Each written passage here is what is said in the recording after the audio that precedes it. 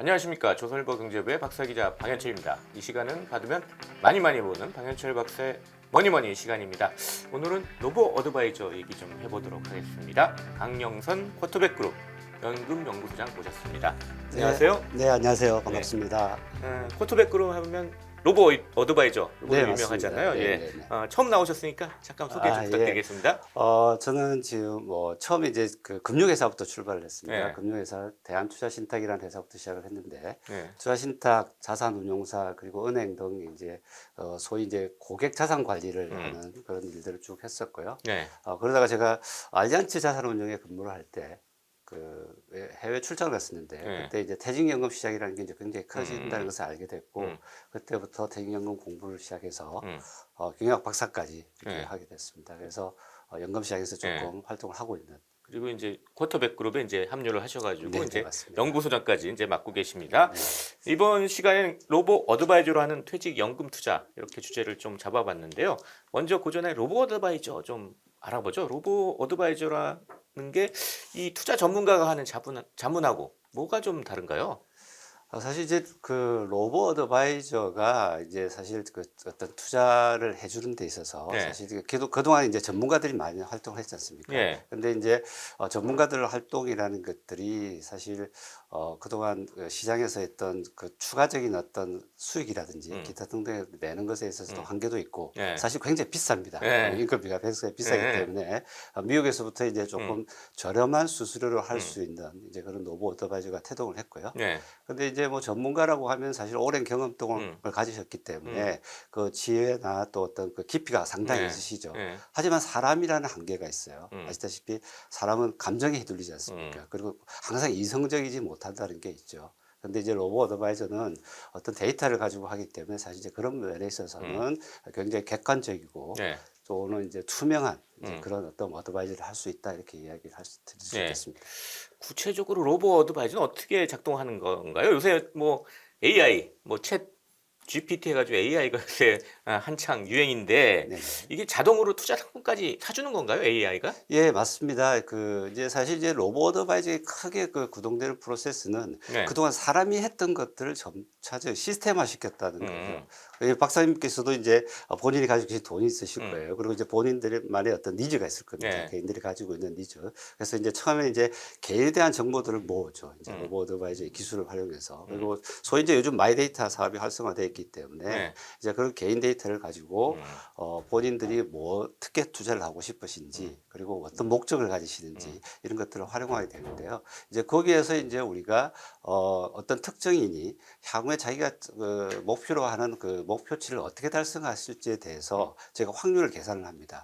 그리고 또 이제 시장에 대한 분석을 하죠. 그 시장에 대한 분석을 해서 소위 이제 전술적 자산 배분 또는 뭐 전략적 자산 배분을 같이 병행해서 어떤 특정한 포트폴리오를 구축하게 되고요. 그 포트폴리오를 자동으로까지 매매를 해주고 나중에 또 모니터링도 해주는 이제 그런 서비스를 하는 게 로보 어드바이저 서비스라고 이해를 하시면 일단 될 내가 것 같아요. 뭘 목표로 하는지 일단 분석을 한 다음에 그렇죠. 그거에 맞춰가지고 시장 상황도 다 분석하고 네. 그거에 맞춰가지고 또 포트폴리오도 짜주고 네, 맞습니다. 뭐 이렇게 좀 예, 이해를 예. 하면 되겠네요.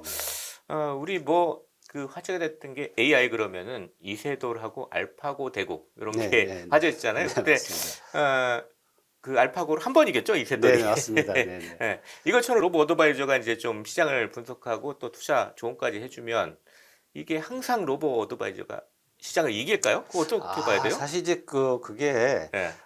이제 이세돌하고의 어떤 그 바둑의 대국은 조금 이제 그 사실 조금 다른 영역인 것 같아요. 물론 이제 이세돌이 결국 사람이 지는 형태를 보였지만은 뭐 그렇다고 해서 로보 어드바이저를 활용한다라고 하면 우리 투자의 세계에서 항상 이길 수 있느냐? 뭐 저는 그렇지는 않다고 보고 있습니다. 다만 이제 바둑이라는 것은 어떤 갇힌 어떤 세계라고 할 수 있죠. 어떤 네. 수가 딱 정해져 있는 세계에서 네. 계속 알고리즘을 통해서 어떤 기계를 훈련을 네. 시키게 되면 다양한 수들을 그래서 이기는 수를 찾아내죠. 그렇죠. 예. 근데 이제 로보 어드바이저는 시장은 계속 변하고 있어요. 아, 시장이 계속 변하니까. 계속 변하고 예. 있기 때문에 거기에 맞춰 가지고 자산 배분을 해주기 때문에 사실은 항상 이긴다기보다는 위험이나 수익을 관리할 수 있는 측면에서 이해가 되는 게 좋을 것 같습니다. 위험을 좀 줄이는 그렇죠. 식으로 했고 예. 수익은 또 극대화시켜주고 뭐 이런 걸 그렇죠. 좀 찾아내는 어떤 수를 좀 찾아가는 그렇죠. 이런 식으로 맞습니다. 좀 이해를 예, 해야 예, 되겠네요. 예, 예. 작년에 되게 이 약세장 해가지고 되게 어려웠잖아요, 장세가. 그렇죠. 예. 네. 이런 어려운 장사에서 사실 뭐 다른 자산운용 업계도 네. 상당히 많이 위축이 됐는데 네네. 로보 어드바이저 이거는 좀 성장하고 있는지 어떤지 이게 궁금합니다. 사실 이제 로보드바이저의 성장세는 뭐 그 이제 어떤 질적인 거, 양적인 게 있을 것 같은데요. 네. 뭐 일단 우선 양적인 걸로는 미국 같은 기준으로 보면 미국이 굉장히 빨리 도입을 했습니다. 음. 로보드바이저 서비스가 약 한 2010년도에 도입이 됐는데 엄청 음. 커지고 있고요. 우리나라 같은 경우에는 이제 2015년도 뭐 네. 제가 몸담고 있는 커트백 자산운용이 음. 이제 제일 우리나라 최초의 로보드바이저 업체입니다. 음. 근데 이제 계속 성장하고 있는 추세에 있고 네. 뭐 가입자 수나 또는 이제 전체 자산 규모도 약 한 1조 8천억 정도 되고 있고 음. 점점 이게 보편화될 것이기 때문에 특히 이제 우리 연금 시장 그리고 또 어떤 개인의 자산 관리 측면에서는 뭐 성장세는 계속 더 커질 수 있을 거라고 보고 있습니다. 음. 네, 계속 성장은 하고 있군요. 지금 네 현재도 맞습니다. 어렵지만 예, 예, 장세는 좀 어렵지만 예, 한국에 그럼 로보 어드바이저 어디까지 와 있나 이게 궁금한데요. 네, 예. 네, 이게 어떤 게 제대로 된 로보 어드바이저 인증되는 시스템이 있는지도 궁금하고 네, 네. 실제로 수수료가 좀 저렴한지 이런 것도 궁금하네요. 아 예. 네네. 좋으신 질문인데요. 예. 지금 사실 그 로보 어드바이즈라는 게 사실 어떤 뭐 우리가 일반적으로 많이 쓰는 용어다 보니까 음. 사실 아무나 쓰고 있는 경향도 없지 않아 있습니다. 네. 그런데 이제 사실 한국의 로보 어드바이저라고 하면은 이제 그 코스콤이라는 이제 그 단체가 있고요. 네. 그리고 금융위원회가 주관하는 음. 테스트베드라는 곳이 있습니다. 네. 그래서 이제 여기에 테스트베드에 사실 우리가 또 로보 어드바이저 업체가 신청을 하게 음. 되면은 코스콤에서 엄격한 어떤 심사 과정을 거쳐 가지고 로보 어드바이저 상품을 지정해 주는 이제 음. 그런 형태로 되어 있습니다. 그래서 음. 굉장히 객관적이고 투명하게 되어 있다라고 볼 수 네. 있고요. 일단 그래서 인증받는 시스템이 있군요. 예. 그렇습니다. 예. 그러니까 그렇게 이제 그 개인들께서 이제 조금 조심하셔야 될 음. 부분은 뭐냐면 코스콤 테스트베드 웹사이트에 들어가시게 되면 음. 리스트가 쭉 다 나와 있어요. 어떤 음. 업체가 어떻게 수익률이 좋고 안 좋고 네. 오늘 다 나와 있는데 그러니까 본인이 이제 투자를 하실 때 어떤 서비스를 받으시려고 할 때 그게 정당한 업체인지 아닌지는 음. 뭐 테스트베드 홈페이지 음. 들어가 보시면 쉽게 확인하실 수 음. 있습니다. 네. 수수료 쪽은 어떻습니까? 수수료는 사실 많이 싸죠. 음. 왜냐하면 아시다시피 결국 이제 장기 투자의 그 핵심 중에 하나는 뭐냐면 낮은 수수료율이거든요. 그렇죠. 근데 이제 로보 예. 어드바이저는 어떻게 수수료가 싸냐면은 음. 이제 그동안에 기존에 아까 첫 질문에 주셨듯이 많은 전문가들이 음. 많은 인력이 투입돼야 될 부분들이 굉장히 인력 투입이 이제 줄어들게 되죠. 음. 왜냐하면 자동화시켰기 때문에 네. 이제 그런 면에 있어서 이제 수수료는 좀 저렴하게 되고요. 다만 이제 시스템을 구축하는 비용은 들겠지만은 음. 어쨌든 경쟁력을 갖추기 위해서 수수료는 상대적으로 좀 더 저렴한 걸로 예. 이제 파악을 하고 있습니다. 예. 네. 한번 시스템을 구축해 놓으면 장기로 보면 사실 그렇죠. 비용이 맞습니다. 싸지는 거니까 그러다 보니까 맞습니다. 수수료가 많이 예, 예, 저렴하다. 예, 예. 그렇다면 이제 투자자들은 네. 어떤 투자자들이 로보 어드바이저를 좀 활용하는 게 좋을까요? 왜냐하면 투자자들이 성향이 많이 다르잖아요. 어떤 분들은 이제 대박을 노립니다. 예, 그래서 이 맞습니다. 대박을 노리기 위해서 로보 어드바이저를 활용할 수도 있겠고 또 어떤 분들은 그냥 안정적인 수익을 좀 났으면 좋겠다 이렇게 네. 생각하시는 분들도 있는데 어떤 분들이 좀 활용하기에 좋은 거예요? 뭐 사실 대박을 주는 건 저는 사실은 없다라고 음. 봐요. 왜냐하면 장기적으로는. 근데 이제 우리가 보통 이제 안정적인 수익이라고 한다면 네. 자신이 처한 아까 처음에 말씀드렸던 위험 성향이나 음. 또는 어떤 투자 기간 이런 것들을 가지고 적정하게 내가 테이크할 수 있는 내가 수용할 수 있는 위험의 정도를 우리가 파악해야 되기 때문에 사실 저희가 볼 때는 이게 뭐 어떤 종목을 꼭꼭 집어주는 그런 시스템이 아니거든요. 그런 건 그러니까 예, 아니군요. 예. 예. 그러니까 안정적으로 음. 내 노후에 어떤 쓸 돈 음. 그리고 내가 당장 뭐 주택 구입이라든지 뭐 자녀 교육비라든지 네. 이런 쓸 돈을 마련하는 데 있어서 우리가 성공할 확률을 높이는 음. 쪽에 어떤 안정적인 투자자에게 더 맞다라고 저는 보고 음. 있습니다. 이 연금 자산 그러면 이제 사실 다 노후를 위해서 대비하는 건데 이런 소중한 연금 자산을 갖다가 기계나 뭐 인공지능에 맡긴다 그러면 약간 의구심이 들기도 해요. 네네. 이 로보 어드바이어 어떤 퇴직연금 투자 이런 데 어떻게 좀 활용을 할 수 있을까요? 사실 이제 우리가 사람이 이제 가장 합리적인 것 같지만은 네. 또 투자에 있어서는 합리적이지는 않습니다. 음. 아시다시피 뭐 코비드가 터지고 난 이후에 굉장히 음. 불안했던 시장이 이제 돈을 많이 풀면서 이렇게 그 시장이 많이 올라갔지 음. 않습니까? 우리나라에서도 동학개미 운동, 음. 상학개미 운동이 많이 일어나서 네. 이게 영원할 것 같았지만은 사실 작년에 굉장히 힘들었던 음. 시장이잖아요. 그래서 어떤 시장에 대한 어떤 탐욕과 공포는 항상 있게 음. 마련인데 사실 우리가 객관적인 어떤 데이터를 가지고 투자를 한다라고 하면은 사실 거기서 좀 벗어날 수 있죠. 음. 그래서 어떤 오버슈팅이나 버블 같은 것들에 있어서 저희가 굉장히 객관적으로 대응할 수 있다라고 하면은 음. 오히려 저는 조금 이런 시스템이나 이런 것들 맡겨두고 본인은 뭐 본인의 어떤 본 직업 또는 예. 생활의 여유를 즐기는 이제 그런 형태가 오히려 이 장수 시대에 100세 시대에 더 맞는 투자 방법이 아닌가 저는 그렇게 생각하고 있습니다.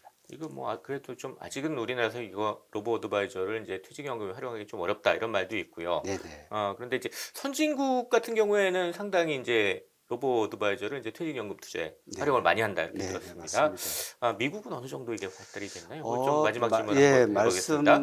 예. 말씀하신 것처럼 사실 한국에서는 로보 어드바이저가 퇴직연금에 직접적으로 이렇게 활용되고 있지는 않아요. 다만 이제 포트폴리오 추천한다든지 음. 어떤 서비스 개념에서 이제 하고 있는 거라서 조금 제한적일 수 있고요. 네. 말씀하셨던 이제 미국이 로보 어드바이저가 커졌던 배경 중에 하나, 그리고 미국 주식시장이 지속적으로 우상향했던 것 중에 하나가 뭐냐면은 여러 이유들이 있겠지만은 미국의 어떤 DC 가입자들의 어떤 지속적인 어떤 투자가 계속 이어서 일어나고 있었다는 거죠. 근데 이제 여기에 이제 로보 어드바이저가 합쳐졌습니다. 그게 이제 2010년도였고요.